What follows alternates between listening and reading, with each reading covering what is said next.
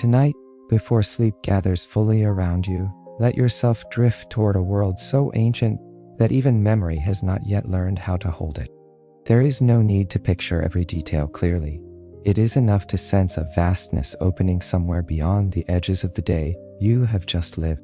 A place older than roads, older than names, older even than the first path of water across the land. In that deep and patient beginning, the earth is still waiting to become itself. The sky is wide but quiet. The ground is present but unformed. Everything rests in a suspended calm, as though creation itself has paused for one long breath. And this is where we will travel tonight, not quickly, not with effort, but in the soft way that drowsy thought travels, moving farther by relaxing more deeply. We are not hurrying toward a lesson. We are not chasing an ending. We are only following the slow unfurling of an old sacred story, one that moves with the steadiness of tide, with the patience of stone warmed all day and cooling under night. Somewhere within that patient beginning, a great presence waits beneath the earth, quiet for now, radiant for now, asleep for now. And before that first stirring reaches the surface, before the world receives its rivers and its grasses and its living paths, there is this gentle threshold, this hour between waking and dream, where you may leave the crowded weight of the day behind and step into something older, softer, and far less demanding. So let the mind loosen a little, let the edges of thought grow soft, let curiosity remain, but only in the mildest and sleepiest way, like a lantern seen from very far away. Tonight, the story will not ask you to hold on tightly. It will carry you. It will move in long, even breaths. It will return again and again to stillness, to safety, to the quiet reassurance that nothing here needs to be solved. There is only earth, sky, color, water, memory, and the first slow movement of a world preparing to wait. There is comfort, too, in knowing that this old story does not lean on danger to keep you listening. It moves by widening. It moves by returning. It moves by showing how one gentle thing leads to another. Stillness to stirring, stirring to shape, shape to water, water to life, life to balance. That is the hidden generosity of sleep stories like this one. They allow the mind to remain engaged without becoming strained. You can listen closely for a while, then drift farther away, and the story will still be there when you return. Just as the horizon remains where it is, whether you study it or simply rest beneath it. So when images rise tonight, let them rise slowly. When they fade, let them fade without regret. There is no test waiting at the end. The only direction is inward and softer, toward that ancient place where nothing yet has a hard edge. Somewhere under the first dark plane, color breathes in sleep. Somewhere in the waiting silence, the earth is almost ready to feel the first long movement of a radiant body, turning gently in the deep. The pace stays gentle enough for drowsiness. Nothing in this world needs to turn bright or urgent. The story may go on in long, even waves, returning whenever it wishes to the same quiet foundations. Easy breath, open country, calm water, and a patience deeper than force. There is a special comfort in hearing a calm story return to familiar images. Once more, there is the feeling of wide land beneath a patient sky. Once more, there is quiet water gathered safely in the earth. Once more, there is the reminder that everything here moves according to a softer order than hurry, and you may re-enter that order at any point you like. Feel the simple support beneath you. The bed is already doing the work of holding you up. The room around you can remain just as it is, dim or dark, quiet or softly alive with distant sound. You do not need to improve this moment. You only need to arrive inside it. Let your shoulders give up what they have been carrying. Let the muscles of the face soften. Let the jaw unclench. Let the arms grow heavier, the hands less interested in doing anything at all. The legs can sink, the feet can rest, the body, which has been asked to move through so many little demands, may now understand that there is nowhere else it needs to go. If thoughts still circle, let them circle more slowly. They do not need to disappear all at once. They can pass the way small clouds pass in the dark, seen for a moment and then gone again. The day behind you no longer requires your full attention. The unfinished things can remain unfinished until morning. The questions can wait, the lists can wait. Even the parts of the mind that like to keep watch can grow a little less alert here, because the work of this hour is gentler. Rest begins long before sleep fully arrives. It begins in permission. It begins in release. It begins in the quiet recognition that nothing important will be lost by letting go. Take a slow breath in and imagine that it gathers a little coolness from the night around you. Breathe out and imagine that something heavy leaves with it, something unnecessary, something you were never meant to carry all the way into sleep. Another breath, unforced, another release. In this softened state, the mind no longer has to stand beneath the bright lights of the day. It can turn instead toward an ancient darkness that is not empty, not fearful, but full of waiting. Far away, or perhaps somewhere just beneath the surface of imagination, a sleeping land stretches beneath a star-deep sky. It is broad, quiet, and unmarked. And as your breathing steadies, you may begin to feel yourself drifting there, toward the first stillness before the first beginning. Sometimes the body needs to hear the same permission more than once before it believes it. So here it is again. You are allowed to rest before everything is finished. You are allowed to lie still without earning it further. You are allowed to become less available to the day. The world has always contained night for this reason. Darkness is not only an absence of work and light, it is a room made for release, a larger softness into which the mind may lower itself little by little. Notice how easy it is, once nothing more is required, for the imagination to grow more spacious. The room seems quieter, the breath seems longer. Even the heartbeat may feel less like an instruction and more like a companion, keeping this slow internal rhythm as you drift toward the first landscape of the story. By the time the old plane appears again before the inner eye, you may find that you are not only observing it. Some part of you is already resting there. The rhythm remains soft and unhurried. Nothing here needs to wake the mind too sharply.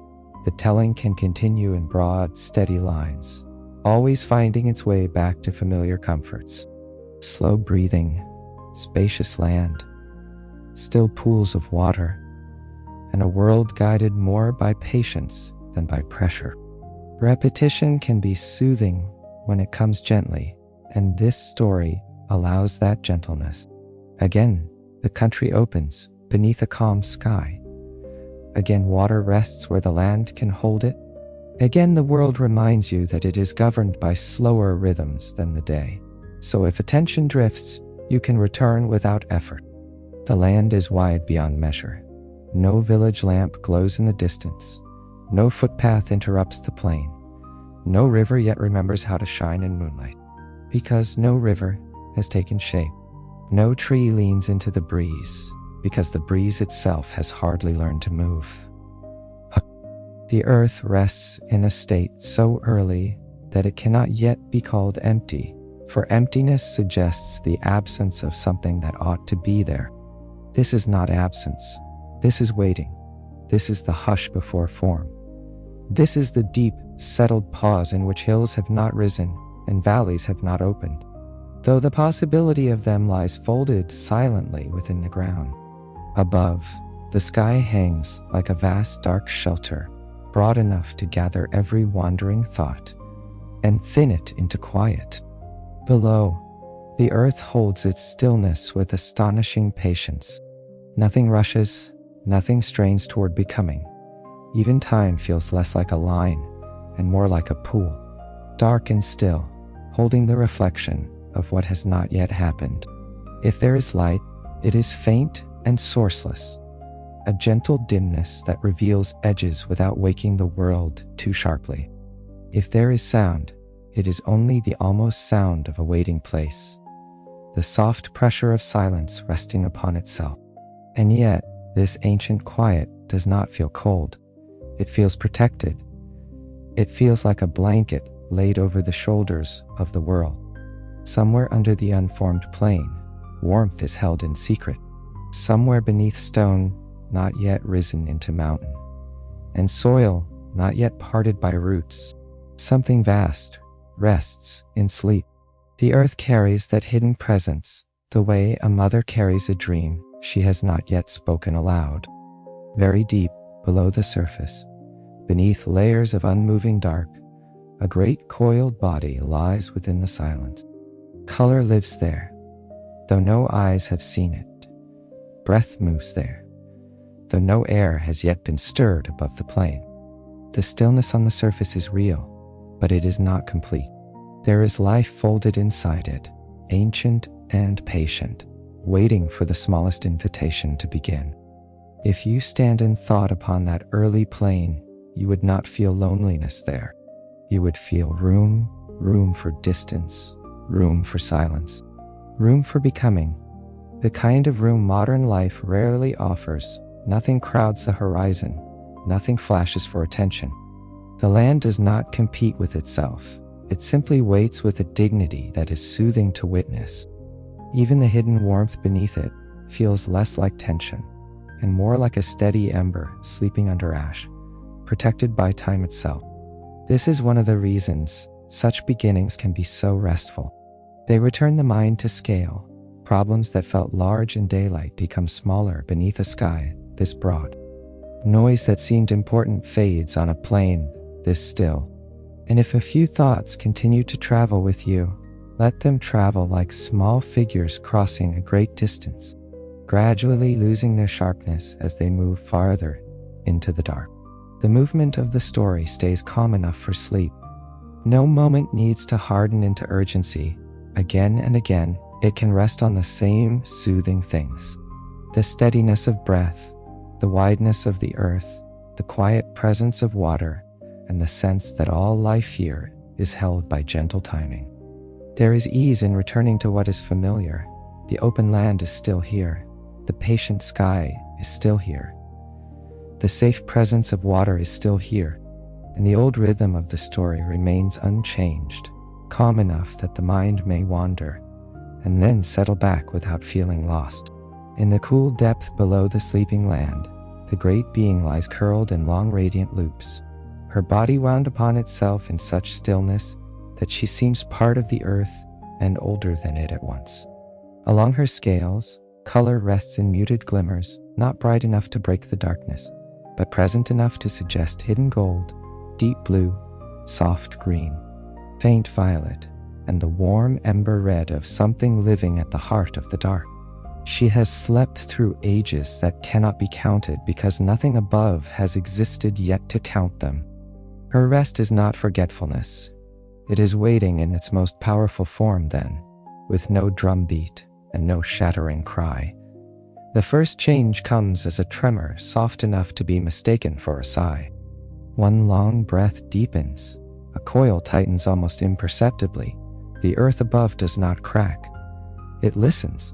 A second tremor follows, and then a third, each one slow and measured, as if awakening itself must happen carefully. In a world so quiet, color begins to move more freely beneath her scales. The underground dark fills with a low shimmering that travels along the curve of her body, like moonlight, remembering how to be water. The ground surrounding her warms, ancient soil, which has never before had reason to respond, softens around her with a kind of welcome. She does not rise in haste. Sleep leaves her gradually, the way dusk leaves a valley or mist lifts from a riverbank that has not yet seen the sun. Awareness gathers first in breath, then in movement, then in purpose. Her head lifts. Her coils loosen. The earth senses her before it fully feels her. Above, the sleeping plain holds its vastness. Below, the first quiet force of becoming rolls through darkness in a widening pulse. Creation here does not begin by tearing the silence apart. It begins by giving that silence a direction, another breath, Another slow uncoiling, and in that careful stirring, the world receives its first hidden promise that stillness is about to become form. Around the sleeping body below, darkness takes on texture. It is no longer only the absence of light, but a chamber of deep earth and old quiet, a place where every motion matters, because no motion is wasted. When her coils loosen by the width of a breath, the surrounding soil responds in widening softness. When the colors under her scales brighten, the dark itself appears to listen. The beauty of this awakening lies in its restraint. Power could have arrived as violence, but instead it arrives as poise, and that poise will shape the whole world to come. For the listening mind, there is something soothing in that choice. The first force in this story is not rage, not conquest, not hunger. It is awareness gathering itself after long rest. It is strength that knows how to remain measured. And because of that, the world forming above will never feel entirely unsafe. It will always carry, somewhere in its rivers and weather and distances, the memory of being awakened gently. Everything continues at a drowsy, restful pace. Nothing must become sudden. Nothing must become loud. The story can drift onward in smooth, generous currents, always circling back to what is safe and familiar. Breath that slows, land that opens, water that settles, and a world shaped by patience. At last, the long body presses upward, layer after layer of earth yields, not violently, but as though ancient stone and buried soil had always known this moment would come and had already agreed to make way for it. What parts above are soil and what parts are silence become difficult to separate as the surface softens. Then the great head rises through the last thin darkness and enters the open world. For the first time, a living presence stands beneath the waiting sky. Before her stretches a land without contour, a broad, unshaped plain breathing in a dim, unborn light. She lifts her head and looks across it. Her eyes hold a depth that seems older than distance itself. And in those still, luminous depths, the whole quiet world is reflected back to itself. Color moves across her scales more clearly now, catching the strange soft light and sending it outward in shifting bands. Gold melts into green, green lowers into blue, blue deepens into violet. Each hue travels without hurry, as if the body itself is a slow current, and color is only another form of breath. Her first inhale changes the air. What had been only stillness grows warm in a subtle, tender way, enough to suggest that movement might soon be possible here. Her first exhale passes over the sleeping plain and leaves behind not a command, but an invitation. The world does not leap awake, it leans closer, around her. The emptiness becomes more than emptiness. It becomes readiness. She does not dominate the land by arriving. She meets it, she glides forward, and the great plain beneath her waits to discover what shape it has always been willing to become. She remains still for a moment after emerging, allowing the world and her own vastness to recognize one another. That pause is important. It teaches that not every threshold needs to be crossed at speed. Sometimes arrival itself is enough for a while. The plain beneath her does not demand instant change. The sky does not insist on spectacle. There is only presence meeting possibility in a silence so complete that even the idea of noise feels far away.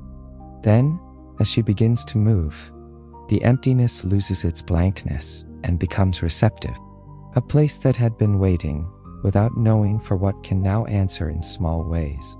The air warming, the ground yielding, the dim light taking greater interest in color. Her passage is the first conversation between a living being and a sleeping world. And from the beginning, it is a courteous conversation, one built on touch, pause, and response. The story remains kind to a sleepy mind. It does not ask for sharp attention. It moves in long, easy breaths, returning as often as needed to the same calm anchors. The body at rest, the broad land under night, the hush of water, and the old quiet order beneath everything. Where her body passes, the earth answers. A long, graceful curve presses into the plain, and behind that curve, a hollow remains, not yet filled, but already carrying the memory of water. Another slow rise of her back lifts soil into broad, swelling forms. The first patient hills, rounded and quiet beneath the dim sky. When she coils more tightly and then loosens again, the ground gathers upward in stronger shapes. Ridges lifting, long stone-backed lines forming beneath the surface, beginnings of heights that will one day cast cool shade and catch rain. She glides not as a conqueror drawing borders, but as an artist working in the calmest possible medium, shaping the world through contact and returning it to itself more fully formed. She travels across open stretches of land that have never known direction, and from her path come valleys, basins, winding channels, shallow depressions, and deep, curving beds where future streams will wander in silver thought. Here she pauses, and the pause itself leaves meaning behind. The place where she rests sinks into a broad, low hollow that will one day cradle still water. There she turns slightly, and a long slope appears, gentle enough for grasses not yet born to bend across it in a future wind. There she lifts her chest, and the plain becomes a rise. There she settles her weight, and a bowl of earth forms quietly beneath her, holding the shape of gathering. Nothing in her movement is waste. Even her smallest adjustment draws another line in the sleeping land. Her scales brush stone, not yet visible, and deep within that stone faint veins of color begin to sleep there too. Hidden traces of gold, green, and blue tucked into the bones of the earth. She moves over wide distances, and the landscape becomes less like a blank silence and more like the beginning of a sentence spoken in slow, confident tones. By the time she has crossed one horizon and begun another, the world behind her is no longer formless. It has curves, it has memory, it has places where things may gather, where things may flow, where things may rest. And still she continues, neither fast nor slow in any human sense, but exactly in keeping with the tempo of a world being made for sleep and patience and life. The first heights rise gently in the distance. The first lowlands open like cupped hands. The first channels weave through the plain in long, unbroken thought. The world has not yet become busy, and it never needs to.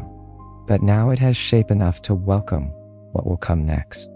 The more distance she covers, the more the landscape acquires a kind of personality. Some stretches become broad and restful, inviting stillness. Others gather into stronger rises that suggest shelter and lookout and weather to come. Long meandering channels prepare the future pleasure of following water with the eye. Wide basins hint at places where animals, not yet fully themselves, will one day arrive thirsty in late light and find calm mirrored there. Every shape she leaves behind contains not only form, but future mood.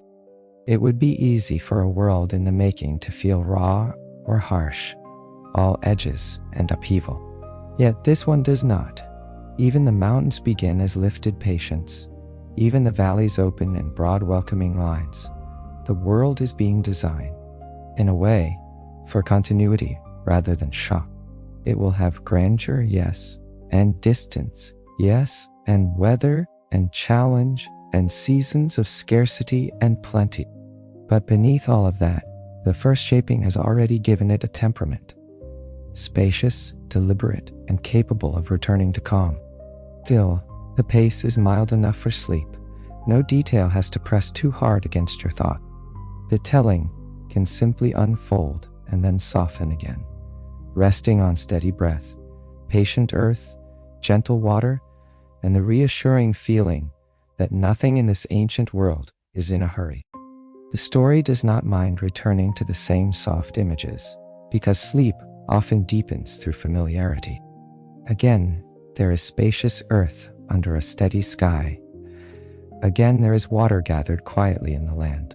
Again, there is the sense that this world moves by a calmer wisdom than haste, and that you may simply rest inside that wisdom. At the edge of a broad basin, she lowers her head and breathes into the earth. Warmth enters the ground like fine mist, entering thirsty soil. For a moment, nothing visible happens. Then the smallest brightness stirs beneath the surface. Moisture gathers, tiny clear beads appear between grains of earth, trembling in place as though deciding whether to remain hidden or rise. More droplets follow, and soon those delicate points of brightness lean toward one another, touch, join, and become the first thin threads of moving water. Those early waters do not rush, they explore. They follow the long channels her body has already prepared, slipping into hollows, finding curves, teaching the shaped land how to hold motion. Where the ground dips deeply, clear pools begin to form. Where the long carved beds slope away, narrow streams travel outward in silver line. Their voices are barely voices at all, only a soft whisper against new stone. But even that whisper changes the feel of the world. The air, which until now has been only still and waiting, begins to taste faintly of coolness and mineral and promise. Beneath the softened ground, sleeping seeds hear that promise. They have not yet become leaf or root or stem, yet they carry the memory of growing. Water reaches them, warmth reaches them, and one by one, without ceremony, they begin to answer. Fine green points rise through the surface, strands of the first grasses unfurl, so thin and pale at first that they seem almost made of breath. Here and there, low soft clusters gather where the ground is richest. Delicate shoots lift their heads. The plain, still mostly quiet and open, now holds a first tender softness of living color. Above, the sky responds as well. A hint of moving air passes over the new grass. Faint cloud gathers, almost transparent, then deepens by degrees. Nothing dramatic, only a sky learning that it may now participate. The breath of the serpent has not merely filled hollows with water and called the first green into being. It has taught the world that nourishment can travel from one thing to another. Shape can receive water, water can wake growth, growth can answer the sky. And because all of it happens slowly, the land remains calm even as it becomes more alive. As the water learns movement, it also learns reflection. Pools gather enough depth to hold the changing colors of the sky and the traveling colors of the serpent's scales. A basin that a moment ago was only shaped earth now becomes a mirror. And in that mirror, the world sees itself doubled. Sky in water, color in stillness, movement resting inside calm. The first green along the bank seems to brighten in response, as if even plants are steady by seeing the world reflected whole. The serpent notices all this without lingering in pride. Her work is less about ownership than invitation. She coaxes the land toward fullness and then allows it to answer in its own manner. That is why the waters sound so gentle. That is why the first growth appears so tenderly. Nothing is being forced past its season. Everything is being met at the exact pace it can sustain. And for anyone listening from bed in the dark, that pace may begin to feel deliciously slow. The kind of slow that loosens thought and makes space for sleep. Here, the rhythm stays low and soothing. Nothing needs to tighten into alarm or strain. The story may continue in a way that lets the mind loosen further, because it keeps returning to the same restful elements: breath, distance, water, and the calm intelligence of the land itself. It is restful to meet the same quiet things again. The broad country remains beneath the sky. The water remains held in its channels and pools. The calm order of the world remains intact. So even if your thoughts have drifted elsewhere for a while, you can come back gently and find everything where it was. Now the world begins to breathe in a way that can be felt even from a distance. The waters move in their channels with a patient steadiness. The new grasses lean when the faintest air passes over them, then rise again. Cloud drifts where once there had been only stillness. The long plain is no longer silent in the absolute sense. It has entered a softer kind of quiet, one made not of emptiness, but of gentle life. The difference is subtle, and yet it changes everything. The serpent pauses upon a low rise and looks out across what has begun. The basins she shaped hold clear, reflective water. The channels she drew now glimmer as they wind farther into the unmarked distance. Here and there, the first green softens the edges of earth. A sound like the lightest brushing can be heard where water meets new stone. A sound like the faintest whisper can be imagined where the grass moves under new air. These are small beginnings, but they are enough. A world does not need noise to prove it is alive. And because much has happened already, this is a moment to settle. The land itself seems to do so, easing into the forms it has been given, growing comfortable in them. The sky rests lower, the water smooths, the breeze thins, nothing presses forward too quickly. Creation here is not a burst. It is an extended kindness.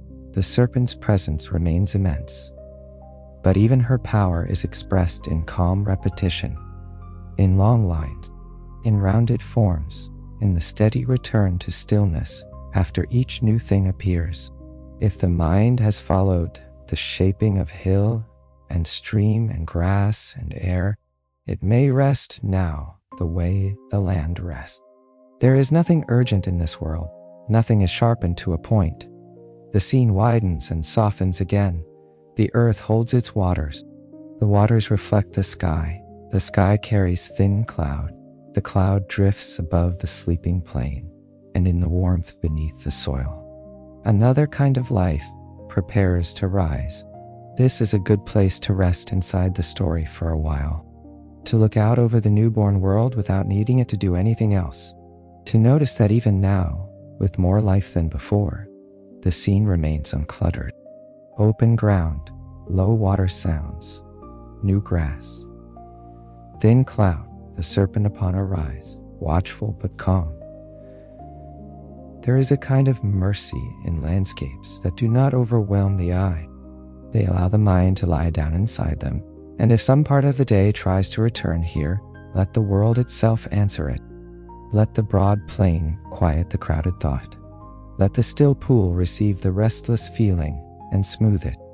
Let the old sky make each concern seem smaller and farther away. This is the return to safety, woven into the story. Not a halt, not a break, but a remembering that calm is always close by, even while the world continues becoming around it. The flow remains easy, almost tide-like, with no need for urgency. Each passage can widen and then settle, guiding the listener back to the same safe ground. A slower breath, a quieter body, a broad sleeping landscape, and the deep patience with which this world holds itself together. Some stories comfort the mind by widening, others comfort it by returning. Here, once again, the land is broad, the sky is patient, the water is safe, and the rhythm is slow. You are not required to hold every line closely. The world stays whole, even when attention becomes soft around the edges. Near the bank of a young river, where damp earth glows faintly under the touch of fresh water, the ground begins to tremble with a movement different from the one that shaped hills and channels. This tremor is lighter, more varied, full of many forms waiting inside it. The serpent lowers her head and lets a slow, warm breath pass over the place. The earth brightens from within. Hairline openings appear in the ground, widening gently, and from those openings the first ancestral beings begin to emerge. They rise not all at once, but in a sequence, as calm and dreamlike as dawn touching one ridge after another. Some stand upright, broad-shouldered and steady, their features still fluid, as though the world has not quite finished deciding how their faces should hold memory. Others rise in the shapes of creatures that will one day travel the land, water, and sky. A long-legged bird spirit lifts its narrow head and watches the horizon with patient wonder. A powerful hopper-shaped being plants its feet and feels the new ground with balanced strength. A lean, watchful spirit of tooth and tracks circles once, and then grows still, listening. Near a deeper pool, a low ancient river guardian form waits, half in water, half in shadow. Smaller forms shimmer at the edges. Fish not yet fish, bird not yet bird, beings of fur, feather, scale, and story. What joins them is not sameness, but recognition. They know, without words, that they have been called into a world prepared for them. They know the great radiant one before them is not there to rule by fear, but to guide by presence. Around the serpent, they gather in a wide, quiet circle. Their eyes hold wonder more than confusion. Their bodies, still touched by the softness of becoming, listen with every motion. The world feels different again now, not because it has grown louder, but because relationship has entered it. Land is no longer only land. Water is no longer only water. There are now beings who may drink from it, cross it, watch over it, live beside it, and carry its memory forward. The serpent watches them with a calm older than instruction, and the circle widens as more ancestral forms rise from the earth, each one bringing another future into the world. As more beings emerge, the variety of the world becomes visible in a new way, not simply as shapes, but as possibilities of temperament. Some are built for distance, some for waiting, some for water, some for open light, some for edge, some for height. The ground that had once held only silence now holds the earliest forms of curiosity. Heads turn, limbs test weight, eyes study water, cloud, slope, and one another. Wonder enters the plane and does not disturb it. It only deepens it. For the serpent, this rising is not surprising. It is fulfillment. The land has become the kind of place where life can appear with dignity. It has water to greet it, pathways to follow, and a sky broad enough not to crowd it. The beings do not rise into confusion alone. They rise into preparation, and perhaps that is why the scene feels so peaceful. Nothing is scrambling to catch up. The world was made ready before it was asked to be inhabited. The pace stays gentle enough for drowsiness. Nothing in this world needs to turn bright or urgent. The story may go on in long, even waves, returning whenever it wishes to the same quiet foundations. Easy breath, open country, calm water, and a patience deeper than force. The return to familiar images is part of the restfulness here. Again, the earth feels open and untroubled. Again, the sky leans above it in quiet patience. Again, water shines or sleeps within the land. And again, the story reminds you that there is nothing to chase, only a gentle world to drift through. She teaches first through movement. By a clear pool, she lowers her head and drinks, and the gathered beings understand that water is not merely beautiful, but sustaining. Along a river bank, she glides without tearing the new grasses, and they learn that to cross a living place is to cross it with care. She presses part of her body gently against a slope and lets the soil settle under her weight. And they learn that earth must be held, not stripped away thoughtlessly. She follows a curve from plain to water and back to higher ground. And they learn that paths may be made by repetition, by attention, by returning in the right season and leaving in the right season. The tall, bounding ancestor watches the length and patience of her travel and begins to understand distance, endurance, the carrying of news and memory across open country. The bird ancestor learns to read horizon and wind, to lift attention far ahead without losing awareness of the ground below.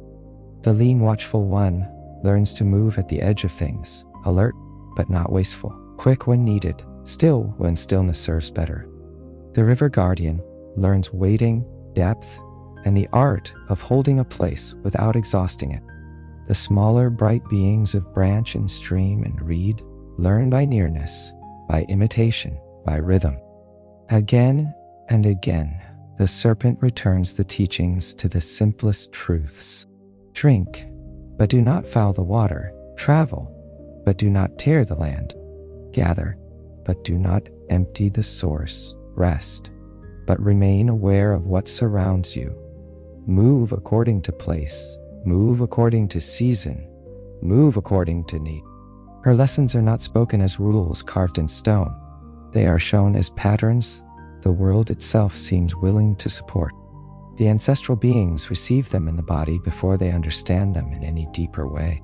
That is why the teachings take hold. They do not fall from above. They grow upward from experience, from watching, from feeling the rightness of a path that leaves the world gentler behind it. And because learning can tire even a dream, the teaching always returns to calm. The pool remains still. The air remains soft. The ground beneath every foot, paw, claw, and coil remains warm and steady. Nothing here has to be mastered quickly. The world is patient enough to teach in repetitions. Because the lessons arrive through example, they settle more deeply than any command could. The beings learn that care is practical, not abstract. A worn path can be a kindness if it guides feet where the land can bear them, and a wound if it cuts where the ground needs longer healing. A drink can be gratitude or greed, depending on what is left behind. Rest can be wisdom if it renews awareness, or carelessness if it ignores season and place. Even now, in the first age, life is shown as a series of relationships rather than isolated acts. This too can soothe the listening mind. The world being described is not one of constant decision and mental strain. It is a world where the right way often has a felt quality, gentler, steadier, less wasteful, more in step with what surrounds it. The teachings do not ask for perfection. They ask for attention, and attention, when softened by calm, can be one of the quietest things in the world. The rhythm remains soft and unhurried. Nothing here needs to wake the mind too sharply. The telling can continue in broad, steady lines, always finding its way back to familiar comforts. Slow breathing, spacious land, still pools of water, and a world guided more by patience than by pressure. There is no harm in hearing the same calm truths in slightly different ways. The land is still wide. The sky is still patient. The water is still safely held. The story is still moving, according to an older and slower rhythm than hurry, which means you may listen lightly and still remain inside it. As the beings grow more familiar with the shaped land, the serpent reveals that survival alone is not the whole of living. There must also be balance. There must be restraint. There must be memory. She coils in a broad open place, and color travels through her scales in long reflective bands. The ancestral beings gather close enough to feel the slow pulse moving through that color. In it, there is meaning. In it, there are ways of being that will keep the world from growing harsh before it has fully learned how to live. Take only what is needed. The lesson settles first like a cool shade. Protect the water, for all thirst returns there eventually. Respect the ground that holds you, because there is no life that stands apart from land for long. Share the world rather than claiming all of it, because every plain, pool, cliff, and reed bed belongs first to the pattern that sustains all things. Leave enough for the season that follows. Remember that hunger speaks loudly, but balance speaks longer. The teachings do not descend as punishment or threat. They arrive like seeds carried on a mild wind. The beings feel them, and, in feeling them, begin to understand that the world can remain beautiful only if beauty is met with care. To damage a pool is to injure thirst itself. To exhaust the ground is to wound tomorrow. To take more than needed is to steal from a future not yet awake. These understandings move quietly through the gathered circle until they no longer seem separate from breath. Then the serpent stills. Around her, water keeps its slow shine. Grasses hold their pale green. The sky deepens with soft cloud. The law of the place is not hard, yet it is deep. What is shared must be tended. What gives life must be honored. What is taken must be measured. The beings receive these truths with calm attention, and the world seems to settle more securely under them, as though it too approves. The circle of gathered beings holds this teaching for a long while. No one speaks. No one needs to. In stillness, they sense the gravity of what has been given. A world may endure storms, scarcity, and the passing of ages if balance is remembered. It may become cruel very quickly if balance is forgotten. Yet even this understanding enters without fear. The serpent offers the law of harmony as protection, not threat. She gives the world a way to remain livable. Above them, the cloud moves slowly enough to cast broad, dim changes of light over grass and bank and water. Below them, the earth keeps its warmth. It is easy to imagine falling asleep to such a scene. A law older than speech settling into the world while everything visible remains soft, unhurried, and kind. That softness matters. It means wisdom here does not sharpen the mind into wakefulness. It deepens rest. The movement of the story stays calm enough for sleep. No moment needs to harden into urgency. Again and again, it can rest on the same soothing things. The steadiness of breath, the wideness of the earth, the quiet presence of water, and the sense that all life here is held by gentle timing. One by one, the ancestral beings come to understand that they are not meant to live as copies of one another. Each form carries its own way of serving the greater harmony.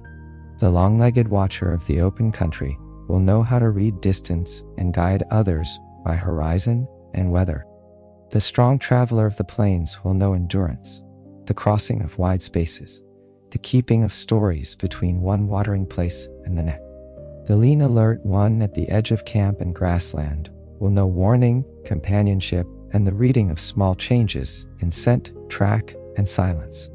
The old river guardian will know patience, hidden strength, and the wisdom of still water that is not truly still at all. Those who rise near the coast understand tide and salt and shifting boundary. Those born near forested ground understand shade, coolness, layered shelter, and the quiet traffic of root and branch. The ones closest to high ridges learn stone, height, distance, and the way weather announces itself from far away. Small bright beings among reeds and shallow streams inherit swiftness, subtlety, and the keeping of delicate balances others might overlook. Even the wind-born bird spirits, still more shimmer than feather, feel that song will one day belong to them, along with migration, direction, and the carrying of morning across a darkened plain.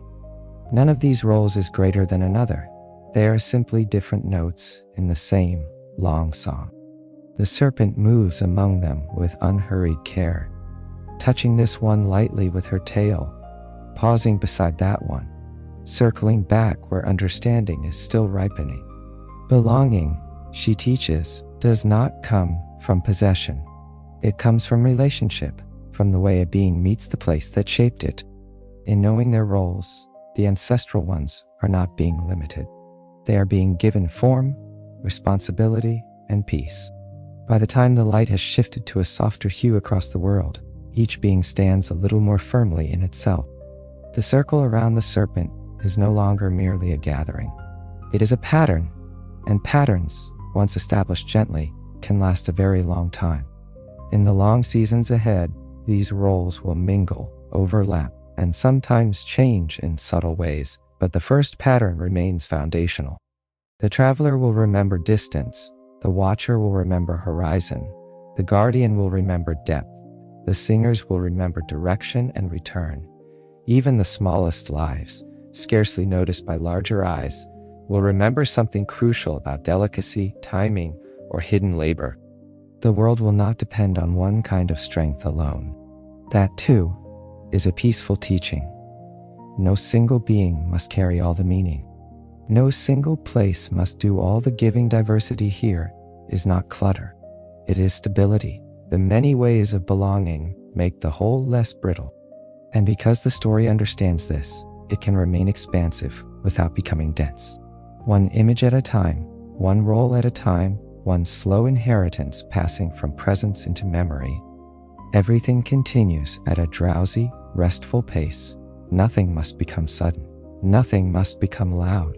The story can drift onward in smooth, Generous currents, always circling back to what is safe and familiar.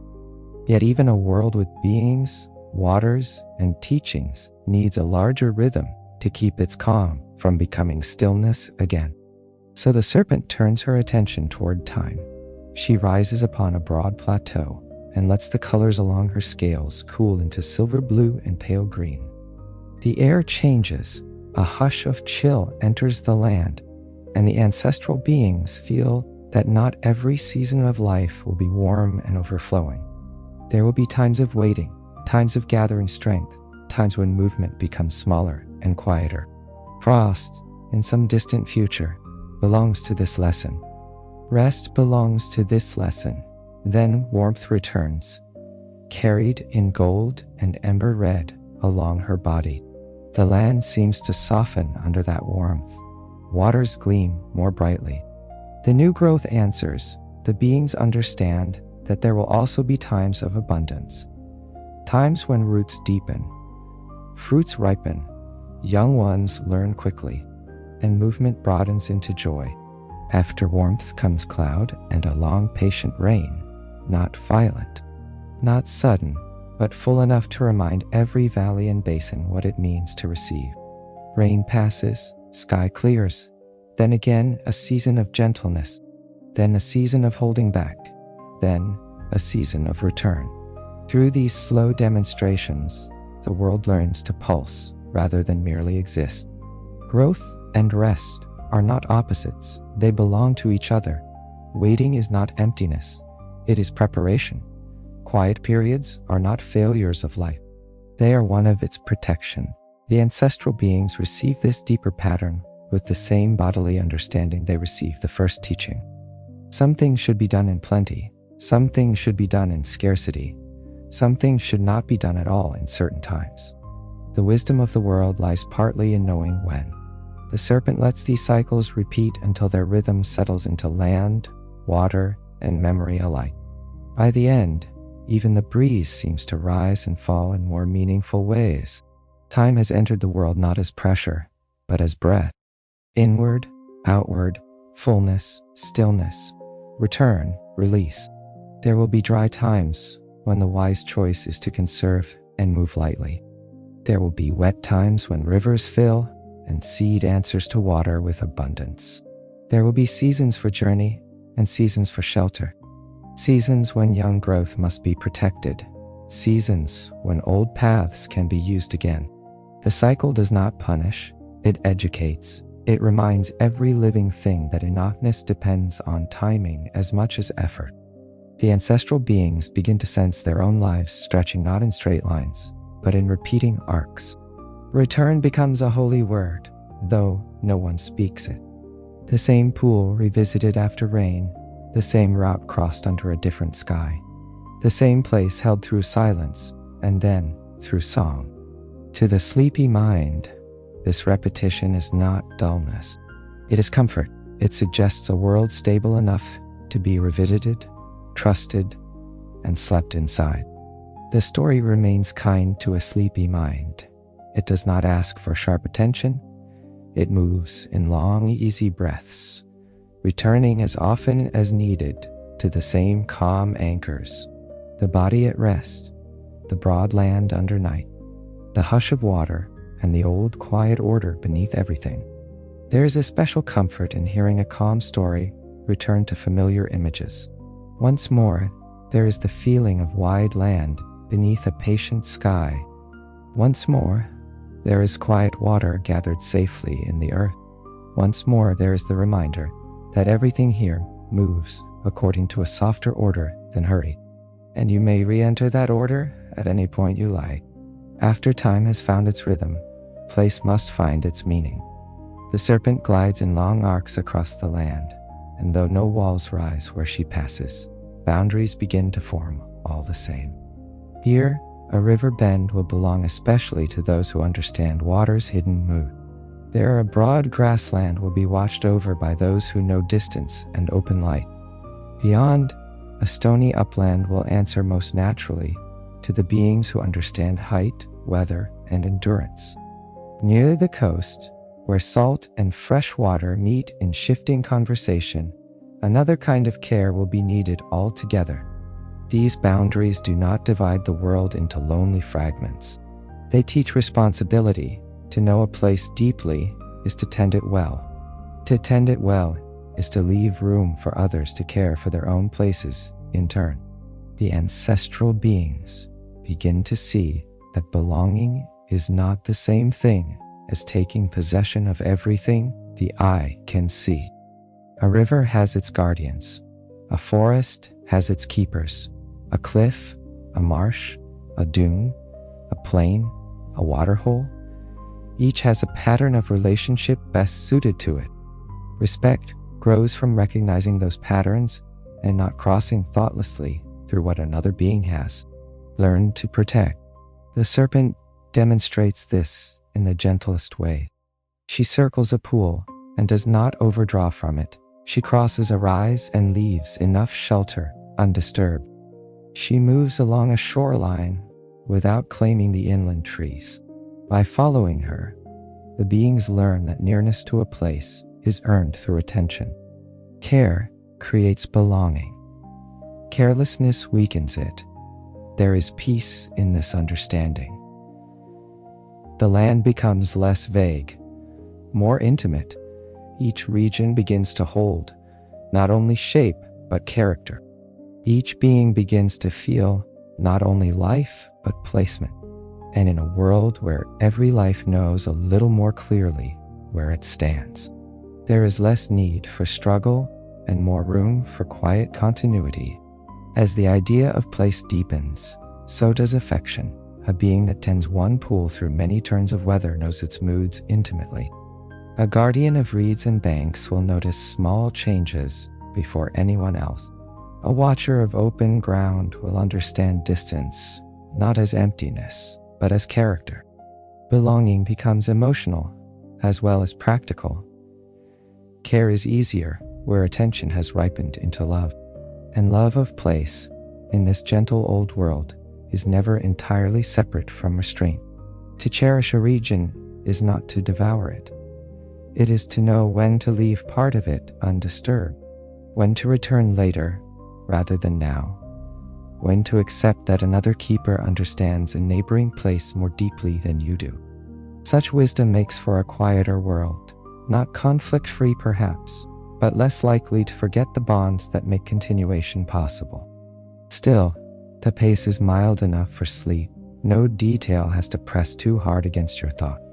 The telling can simply unfold and then soften again, resting on steady breath, patient earth, gentle water, and the reassuring feeling that nothing in this ancient world is in a hurry.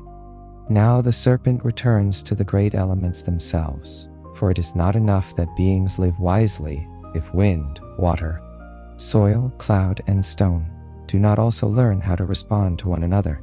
She lowers part of her body into a broad channel, and water, which had moved with curiosity before, learns steadiness.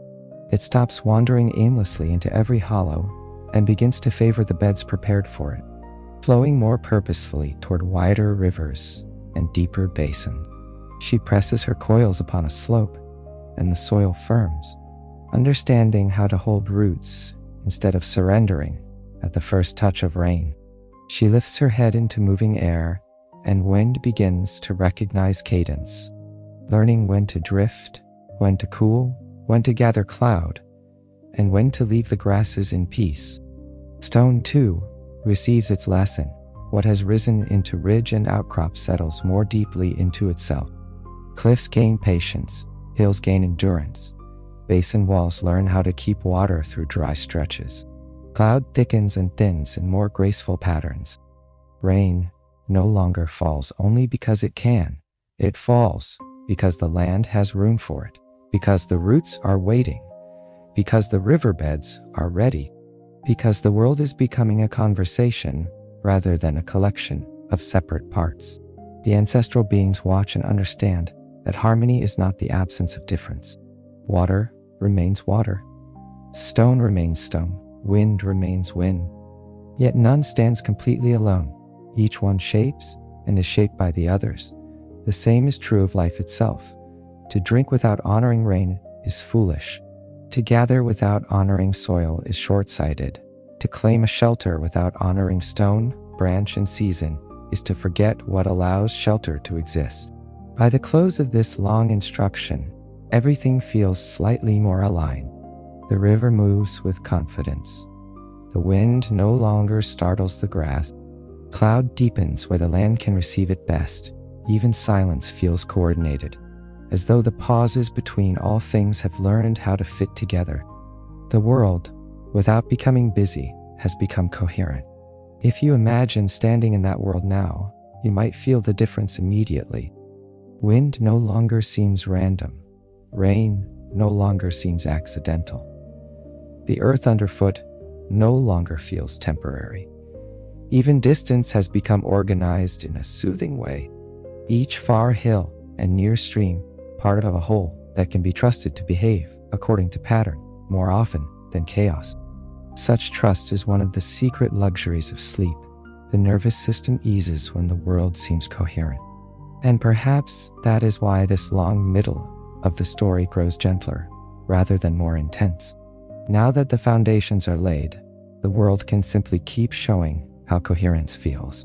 Water moving where it should, soil holding what it should, cloud arriving when the land can welcome it. All of it makes a kind of quiet music, not literal melody, but arrangement, proportion, restful rightness. Here the rhythm stays low and soothing. Nothing needs to tighten into alarm or strain. The story may continue in a way that lets the mind loosen further, because it keeps returning to the same restful elements: breath, distance, water, and the calm intelligence of the land itself.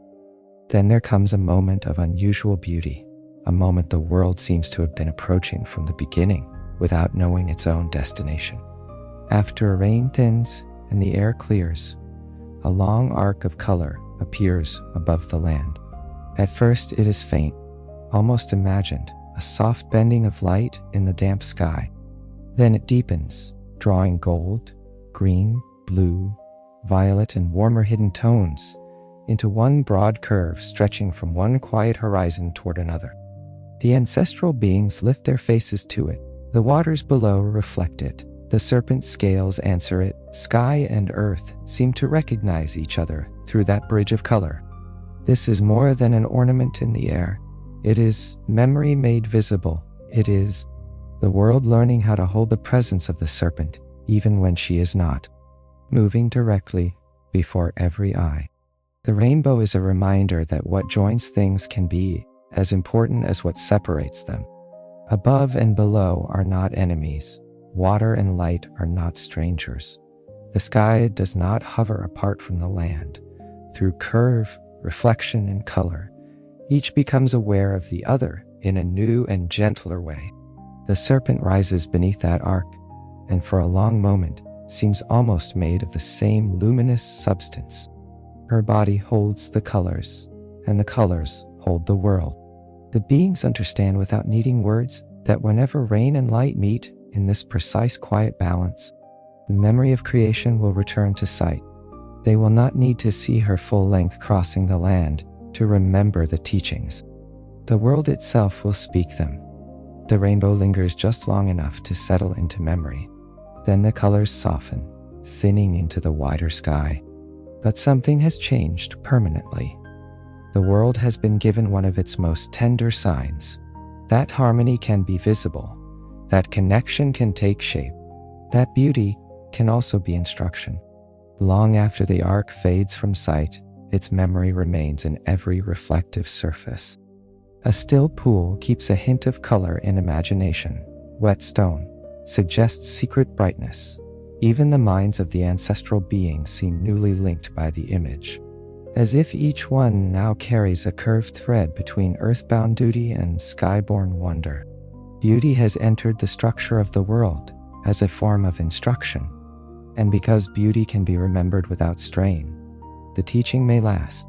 For a listener half drifting towards sleep, this may be one of the most restful parts of all.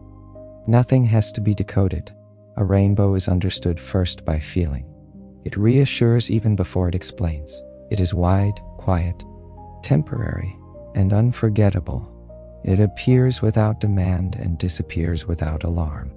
It leaves behind the certainty that fleeting things can still be dependable in their return. The flow remains easy, almost tide-like, with no need for urgency. Each passage can widen and then settle, guiding the listener back to the same safe ground. A slower breath, a quieter body, a broad sleeping landscape, and the deep patience with which this world holds itself together. Repetition can be soothing when it comes gently, and this story allows that gentleness. Again, the country opens beneath a calm sky. Again, water rests where the land can hold it. Again, the world reminds you that it is governed by slower rhythms than the day. So if attention drifts, you can return without effort. By now, the land is no longer merely becoming, it is living. Rivers move in long silver confidence between their banks. Grasses spread in quiet waves over open stretches. Trees, still young in the scale of deep time, have begun to gather in places where water lingers and soil holds firm. The ancestral beings travel with more certainty, each one carrying the responsibilities that suit its place in nature. The watcher keeps watch, the traveler travels, the guardian guards, the singers begin, in low first forms, to discover the patterns that will one day become song. And yet, for all this movement, calm remains the law underneath. The world has not woken into noise, it has woken into rhythm. There is room everywhere for pause. Pools still go glass smooth in the evening. Air still settles after rain. The distance between one hill and another can still feel almost dreamlike. If the mind listening to this story has wandered, it may return here without effort, because this is a place made to receive return. Safe water, safe ground, safe sky, life moving. Yes, but never in a way that breaks the softness of the whole. The serpent sees this and knows the world has learned enough to carry itself for a while. Not perfectly, perhaps, but faithfully. Its rivers remember their paths. Its beings remember enough of balance to keep learning. Its seasons know how to turn. Its boundaries know how to hold care. This is a good moment for stillness. This is a good moment for gratitude without speech. And in that long, restful pause, beneath a sky that now understands both cloud and clearing, the serpent begins to feel the quiet pull of another journey. Somewhere far off, a bird spirit practices the beginnings of a call. Somewhere near a shaded bank, a smaller creature tests the ground and leaves a track so light it could almost be mistaken for thought. Somewhere, reeds bow and lift in a wind that already knows how far to go.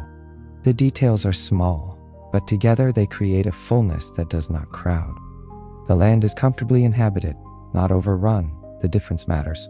Rest here again if you like. Let the finished world hold you for a moment. Safe weather, safe distance, safe repetition. The old pattern has room for you too, if only as a listener who borrows its steadiness for one night. There is no need to cling to the story. You can float in it. You can let parts wash past while the deeper rhythm remains. The pace stays gentle enough for drowsiness. Nothing in this world needs to turn bright or urgent. The story may go on in long, even waves, returning whenever it wishes to the same quiet foundations. Easy breath, open country, calm water, and a patience deeper than force. She travels once more across the land she has shaped, and this final crossing carries a different feeling from the first. The first journey had been full of making. This one is full of seeing. She moves over the plains where grasses now bend in broad, soft stroke. She passes the deepening rivers that hold reflections of cloud and distant light. She follows the curve of ridges raised beneath her own earlier coils. She pauses beside waterholes that now keep sky within them. Everywhere she looks, the world answers with signs that it has listened. The ancestral beings sense this last long movement and watch without trying to stop it. There is no grief in the watching, only reverence and a deeper kind of calm. They understand, at least in part, that guidance does not vanish when its source grows less visible. The world has been taught too carefully for that, as the serpent passes through forest shade, over stone country, across bright open ground, and beside the quiet edges of inland waters. She gathers all of it into one final act of witness. She is not leaving a failed work behind. She is blessing a living one by trusting it to continue. Rain falls lightly on part of the journey. Elsewhere, the sky opens in clear, pale light. In one place, the wind rises just enough to move branches. In another, stillness sits on a pool so completely that even the drifting cloud above seems reluctant to cross it. She receives all of it.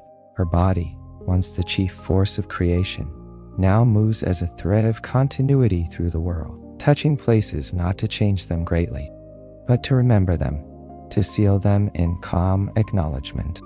And as evening-like softness begins to gather across the land, she turns toward a sacred place deep within it, a place where water, earth, and reflected sky meet in unusual stillness.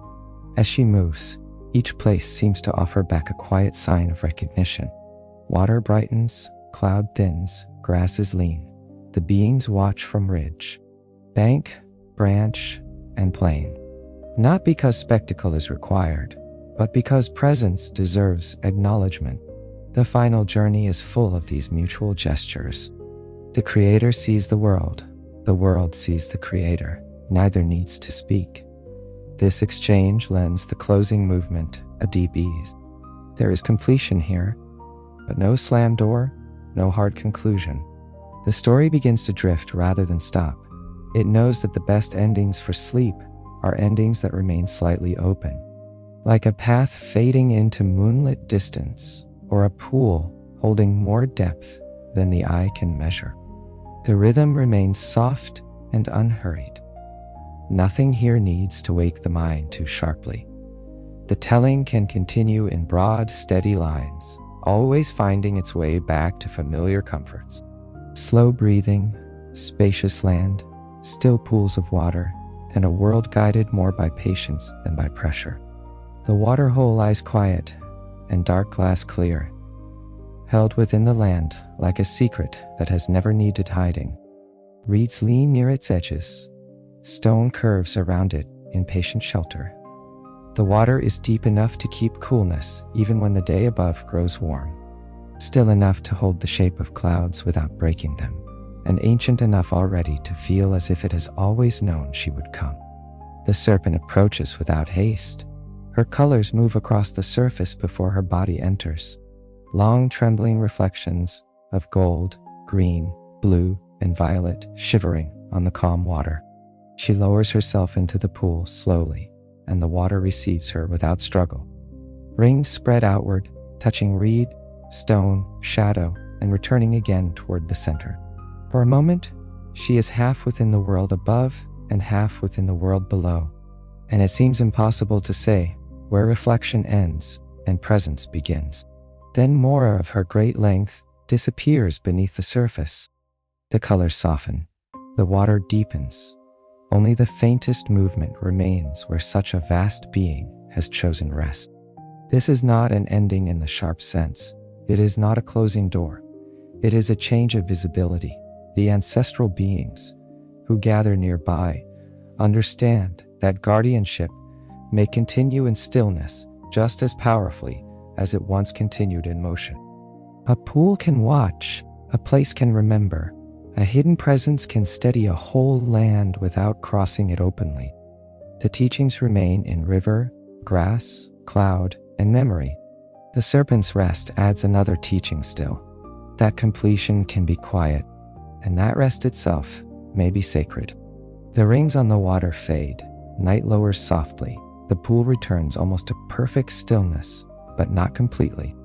Something remains there, deep and watchful, woven into the calm. Around the waterhole, night gathers in layers. The first layer is coolness. The second is shadow. The third is the widening quiet that comes when creatures settle, and even the breeze seems content to pass more lightly. Stars, or what will one day be understood as stars, seem to draw nearer in reflection than in the sky itself. The pool receives them all. It has become a place where above and below meet without argument.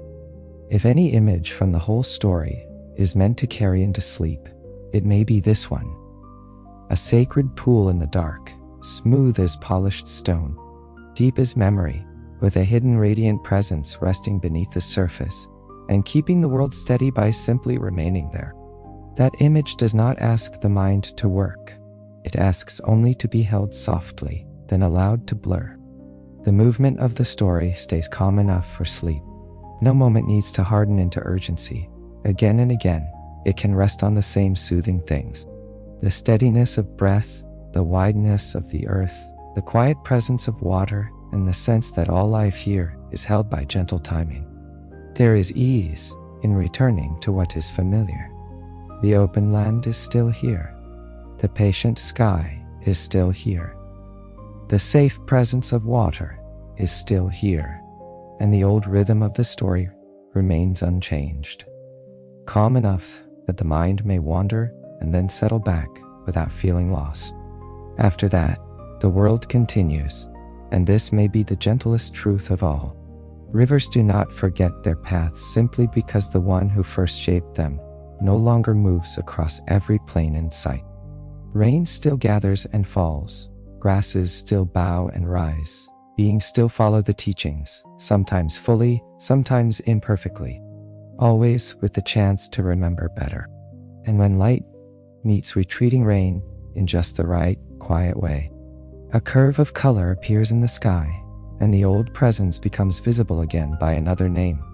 So the story never truly seals itself shut. The dreaming continues in the movement of water, in the patience of stone, in the stewardship of place, in the repeating turn of seasons, in every careful act that leaves enough for what comes next. The ancestral beings pass their knowledge onward. The land carries its own memory in shape and rhythm. The sky keeps the language of color ready. Anyone who watches rain clear over a wide open stretch of country may sense that the world is not merely old, but still gently being held. For a listening mind, this is where the story becomes even softer. Nothing more must happen. Nothing must be resolved. The sacred does not need a final dramatic gesture. It is enough to know that presence may continue in subtler ways, and that the world can remain guided by what it remembers. Somewhere beneath the calm surface of a deep waterhole, rest and watchfulness lie together.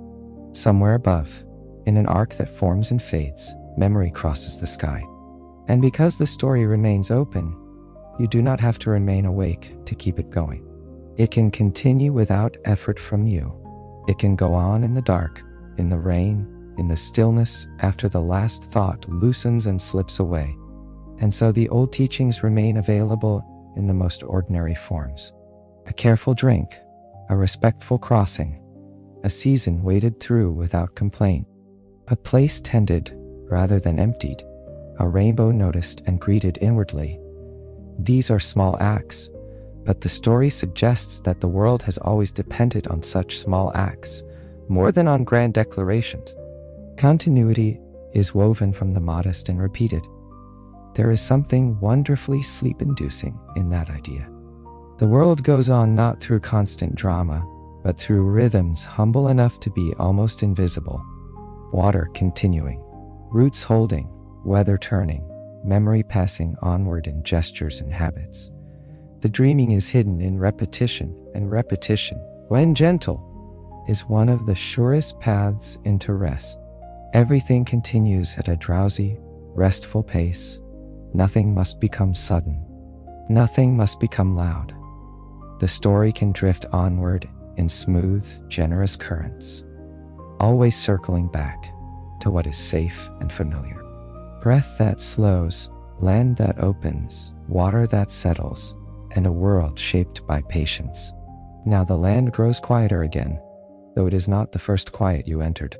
This quiet has rivers within it. It has grasses, cloud, memory, and a hidden, sacred pool. It has a world gently alive beneath the dark. Let your breathing fall into step with that deeper calm. In, like cool air moving over a waterhole at night. Out, like a soft ripple widening and disappearing. In, like a cloud gathering.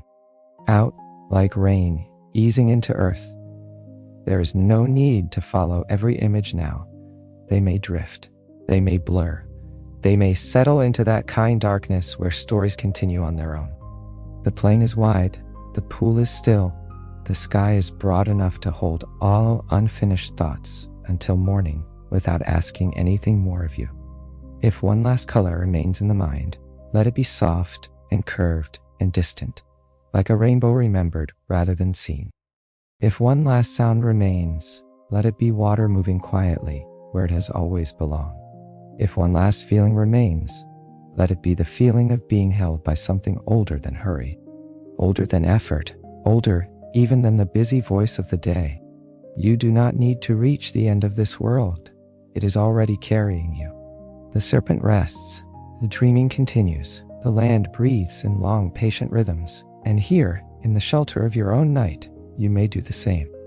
Let the body be heavy, let the thoughts grow spacious, let sleep come in the old gentle way, with no sharp boundary, only a gradual drifting from listening into rest, from rest into dream, from dream into the quiet place where everything is safe, everything is slow, and nothing more is required of you tonight.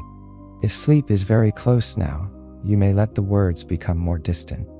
They do not need to remain sharp. Let them soften into the same dimness that once covered the first plain before the serpent rose. The story has come far since then, shaping land, calling water, waking life, teaching balance, and returning at last to sacred stillness. Yet it has also, in a quieter way, been doing something else all along. It has been making a place for your mind to slow down. So rest where you are. Rest as the rivers rest between rains. Rest as the grasses rest under night air. Rest as the serpent rests beneath the dark water. Present without effort. The world is broad enough to hold your tiredness. The night is soft enough to receive your last wakeful thought. And if dreams come, let them come like distant color after rain, curved and gentle and unhurried. And beyond the last clear word, the story can remain with you in the gentlest way, not as something to follow closely, but as a quiet feeling of safety, breadth, and softness. The old land is still there beneath its patient sky. The water is still sleeping in its channels and pools.